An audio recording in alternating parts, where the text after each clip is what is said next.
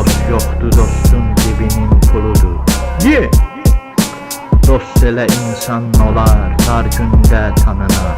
Əsil dost fədakardır, dost olmayan vəfasızdır. İnsan tənha qaldığında, hər gecənin qaranlığında, onun dostu Allahdır, sadiq dost Allahdır. Yarini Allah'tan çox sevmə dost, fanidir dünya, baki sanma dost. Həyat çizgiləri üzdə görükür, yar dediyində yaşlanır, ölür. Yeah! Sevgi vardır, sanma yoxdur, cənnətə qədər həm sonsuzdur. Güvən o dosta, dar gündə əlindən tutar. Yaxın qohumdan yaxşıdır uzaq dostlar. Eləmi dost yoxdur, dostun cibinin puludur. Eləmi dost yoxdur, dostun cibinin puludur. Yeah! Dost odu yolunda canını verər, dar günündə sənə kömək edər.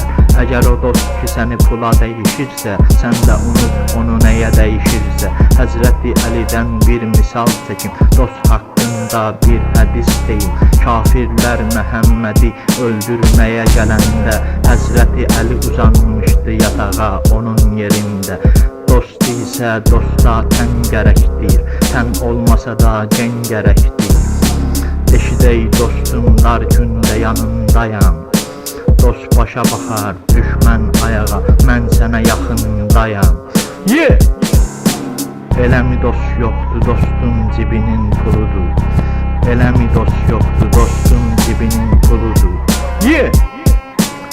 Love you my friends, love you God. Yeah!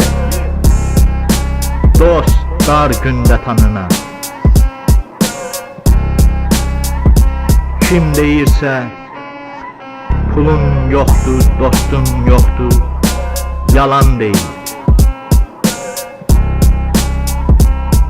Yeah! My friend, my friend.